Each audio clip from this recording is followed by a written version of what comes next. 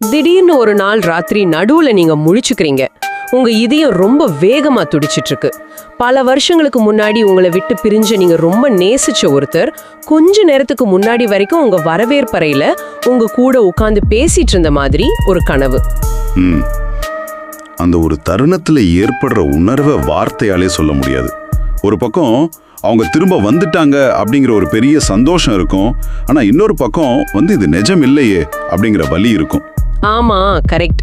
இப்போ அறிவியல் என்ன சொல்லுதுன்னா, இது வெறும் மூளையோட செயல்பாடு, பிரிவின் துயரத்தை நம்ம ஆழ்மனம் கையாள்ற ஒரு உளவியல் முறை அப்படின்னு ரொம்ப ஈஸியா சொல்லிடுது. ஆனா பழமையான மரபுகளும் ஆன்மீகமும் இதை வேற ஒரு கோணத்துல பாக்குது. கண்டிப்பா இது வெறும் மூளையோட மாய கிடையாது. இறந்தவங்க பிரபஞ்சத்தின் மூலமா நமக்கு அனுப்புற ஒரு நேரடி செய்தி அப்படின்னு ஆன்மீகம் சொல்லுது. அதான் இந்த விஷயத்தை பத்தி தான் இன்னைக்கு நாம ஒரு ஆழமான தேடலை பண்ண போறோம். கஸ்து டாக்ஸ் கொடுத்த தரவுகளை வச்சு மறைந்த நம்ம அன்புக்குரியவங்க கனவுல வர்றதுக்கு பின்னாடி இருக்கிற உளவியல் மற்றும் ஆன்மீக அர்த்தங்களை நம்ம முழுமையா அலச போறோம். ஆமா, இந்த பயணம் ரொம்ப சுவாரஸ்யமா இருக்க போகுது. ஏன்னா அவங்க கனவுல எங்க நிக்கிறாங்க, என்ன பண்றாங்க, அவங்க முகபாவனை எப்படி இருக்கு அப்படிங்கறத வச்சு நிறைய விஷயங்களை நம்ம டீகோட் பண்ண முடியும். தரவுகள்ல என்ன ரொம்ப சிந்திக்க வச்ச முதல் விஷயம் என்னன்னா, அவங்க கனவுல எங்க நிக்கிறாங்க அப்படிங்கிறது தான். குறிப்பா மறைந்தவங்க நம்ம வீட்டு வாசல்ல நிக்கிற மாதிரி கனவு வந்தா என்ன அர்த்தம்? பொதுவா பாத்தீங்கன்னா அவங்க வாசல்ல நிக்கிறாங்கன்னா அவங்க ஏதோ சொல்ல நினைக்கிறாங்க, ஆனா உள்ள வர முடியாத ஒரு தடை இருக்கு அப்படின்னு அர்த்தம். அவங்க ஆன்மா முழுமையா அமைதி பெறல. ஓஹோ, அப்படியா? இத படிக்கும் போது எனக்கு என்ன தோணுச்சுன்னா, இது ஒரு சிக்னல் இல்லாத போன் கால் மாதிரி இருக்கு. ரொம்ப சரியான ஒரு ஒப்பீடு இது.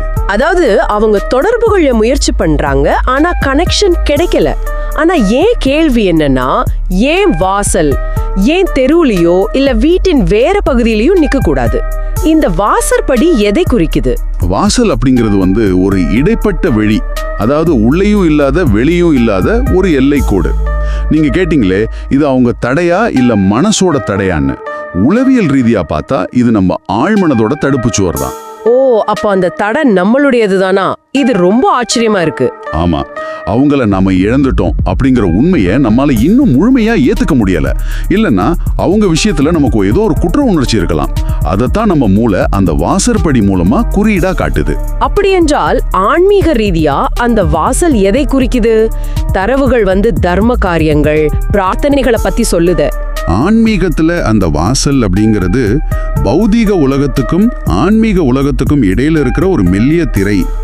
உடல் இல்லாத ஒரு ஆன்மா இங்க நுழைய முயற்சி பண்ணும்போது அங்க ஒரு ஆற்றல் ரீதியான தடை ஏற்படுது. அப்போ அந்த தடையை உடைக்கிறதுக்கு தான் பிரார்த்தனைகள் தேவைப்படுதா? கண்டிப்பா. நீங்க சிக்னல் இல்லைன்னு சொன்னீங்க இல்லையா, அந்த சிக்னலை அதிகப்படுத்துற ஒரு பூஸ்டர் மாதிரி தான் இந்த தர்ம காரியங்களும் பிரார்த்தனைகளும் வேலை செய்யுது. வாவ், ஆஹா, இது அவ்வளவு ஆழமான விஷயமா? அப்போ அந்த தடை நீங்கி அவங்க வீட்டுக்குள்ள சுதந்திரமா நுழைஞ்சா என்ன அர்த்தம்?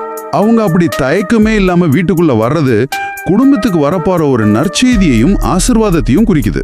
அவங்க பாசம் இன்னும் தொடருது அப்படிங்கறத இது காட்டுது. அந்த அன்பு தொடர்ந்து இயங்குது அப்படிங்கறதே கேட்கறதுக்கு ரொம்ப இதமா இருக்கு. ஆனா இங்கதான் ஒரு சிக்கலான விஷயம் வருது. அவங்க வீட்டுக்குள்ள சுதந்திரமா நடமாடுறது ஒரு பக்கம் இருக்கட்டும், அவங்க சாப்பிடுற மாதிரி கனவு வந்தா? இது ரொம்ப முக்கியமான ஒரு ஆன்மீக தகவல். கஸ்து டாக்ஸ் தரவுகளை இதை ரொம்ப அழுத்தி சொல்லுது. ஆமா, நான் படிச்சேன். அவங்க வாழுங்காலத்துல செய்யப்படாத சடங்குகள் இல்ல அவங்க விரும்பின காரியங்களை நாம நிறைவேற்றணும் அப்படின்னு இது உணர்த்ததுன்னு போட்டிருக்கு. ஆனா தர்க்க ரீதியா யோசிச்சு பார்த்தா அவங்களுக்கு எப்படி பசி இருக்கும்? இங்க நம்ம ரொம்ப கவனமா கவனிக்கணும். உளவியல் கண்ணோட்டத்துல முதல்ல சொல்றேன், நாம நேசிச்ச ஒருத்தருக்கு அவங்க உசுரோட இருக்கும்போது நம்மளால போதுமான நேரம் ஒதுக்க முடியாம போயிருக்கலாம். ஓ, அந்த ஒரு குற்ற உணர்வு, ஒரு அன்ரிசால்வ்டு கில்ட் மனசுல தங்கிடுதுன்னு சொல்றீங்க? ஆமா, கரெக்ட்.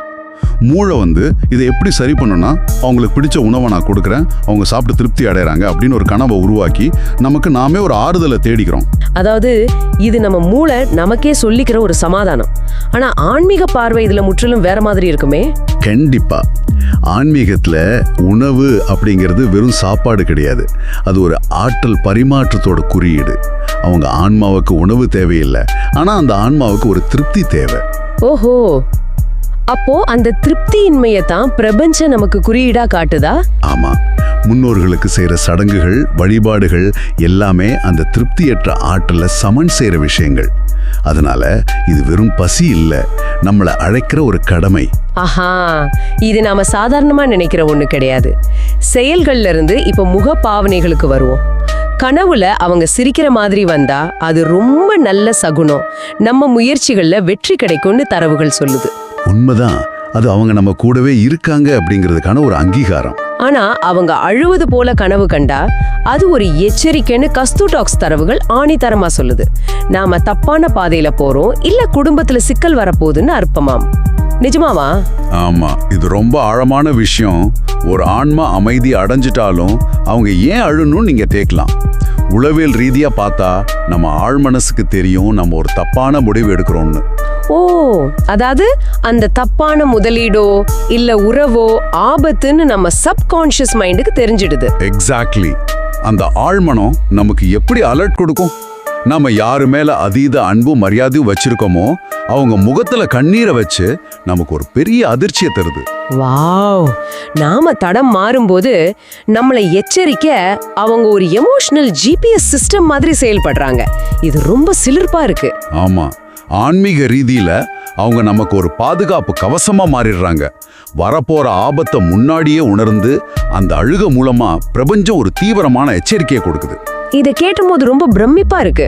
மரணம் அப்படிங்கிறது ஒரு உறவோட முடிவு கிடையாது, அது ஒரு புது வகையான தொடர்பு. சரி, இப்போ எனக்கு ரொம்ப அமைதியை கொடுத்த ஒரு தரவை பத்தி பேசலாம். சொல்லுங்க, எது உங்களுக்கு அவ்வளவு அமைதியை கொடுத்துச்சு? அவங்க கனவுல ரொம்ப நிம்மதியா தூங்குற மாதிரியோ இல்ல நம்ம கூட எந்த தயக்கமும் இல்லாம இயல்பா விளையாடுற மாதிரியோ வந்தா என்ன அர்த்தம்? அவங்க ஆன்மா அமைதி அடைஞ்சிருச்சுன்னு தரவுகள் சொல்லுது. ஆமா, இதுதான் துயரத்தோட இறுதி நிலை, அதாவது அக்செப்டன்ஸ் அப்படின்னு உளவியல்ல சொல்லுவாங்க. மனம் அந்த யதார்த்தத்தை ஏத்துக்கும் போது அவங்கள ஒரு நிம்மதியான நிலையில நமக்கு காட்டுது. ஆஹா, இது எவ்வளவு அழகான இதமான ஒரு விஷயம். ஒரு உயிர் நம்மளை விட்டு போன துயரத்துல தவிக்கிற ஒருத்தருக்கு இதை விட பெரிய ஆறுதல் இருக்க முடியாது. கண்டிப்பா. ஆன்மீக ரீதியில பார்த்தா அந்த உறக்கம் அப்படிங்கிறது பௌதிக உலகத்தோட சலனங்கள்ல இருந்து விடுபட்ட நிலை. அவங்க முழுமையான விடுதலையை அடைஞ்சிட்டாங்க அப்படிங்கிறதுக்கான இறுதி முத்திரை தான் அது. அப்போ நம்ம கூட விளையாடுறது, வாழ்க்கையோட கஷ்டமான சூழ்நிலையில நாம தவிக்கும் போது அவங்க விளையாடுறது எதை குறிக்குது? அது உயிரோட்டத்தோட அடையாளம். எல்லா இருளும் விலகும், நான் உன்னோடு இருக்கேன் அப்படின்னு அந்த ஆன்மா உங்களுக்கு தர்ற ஒரு வாக்குறுதி. உங்களை பாதுகாக்கிற கவசமா அவங்க நிக்கிறாங்க. இந்த தேடல் மூலமா நம்ம அலசின விஷயங்கள் எல்லாம் ஒன்னா பார்த்தா ஒரு பெரிய தெளிவு கிடைக்குது. இறந்தவங்க கனவுல வர்றத பார்த்து யாரும் பயப்பட தேவையில்லை, அது அன்போட வெளிப்பாடுதான். ரொம்ப சரியா சொன்னீங்க. அவங்க வர்றது அச்சுறுத்த கிடையாது, வழி நடத்தவும் பாதுகாக்கவும் தான். இது மூளையோட பிம்பங்கள் மட்டும் இல்ல, பிரபஞ்சத்தோட செய்திகள். உண்மைதான். இனிமேல் உங்க அன்பானவங்க உங்க கனவுல வரும்போது நீங்க அதை பாக்குற விதமே மாறி இருக்கும்னு நான் நம்புறேன். அவங்க உங்களை இன்னும் பாதுகாத்துட்டு வராங்க அப்படிங்கிற எண்ணம் உங்களுக்கு மிகுந்த அமைதியை தரும். ஆமா, அவங்க மொழிய புரிஞ்சுக்க முயற்சி பண்ணாலே போதும், நமக்கு ஆழமான ஆறுதல் கிடைக்கும். சரி, இந்த ஆழமான தேடலை நிறைவு செய்யறதுக்கு முன்னாடி உங்களுக்காக ஒரு கேள்வியை நான் முன்வைக்க விரும்புறேன். கனவுகள் அப்படிங்கிறது வாழ்பவர்களுக்கும் மறைந்தவர்களுக்கும் இடையிலான ஒரு பாலம் அப்படின்னு நாம பார்த்தோம். ஆனா அந்த பாலத்தின் கதவை திறக்கிற சாவி யார்கிட்ட இருக்கு? ஒருவேளை நாம அவங்க மேல வச்சிருக்க ஆழமான அன்பும் தீர்க்கப்படாத ஏக்கங்களும் தான் அவங்கள அந்த பிரபஞ்ச வெளியில இருந்து ஈர்த்து நம்ம கனவுகளை கொண்டு வர்ற அந்த ஆன்மீக கதவின் சாவியா இருக்குமோ? இதை கொஞ்சம் யோசிச்சு பாருங்க. மீண்டும் ஒரு ஆழமான தேடலில் சந்திப்போம்.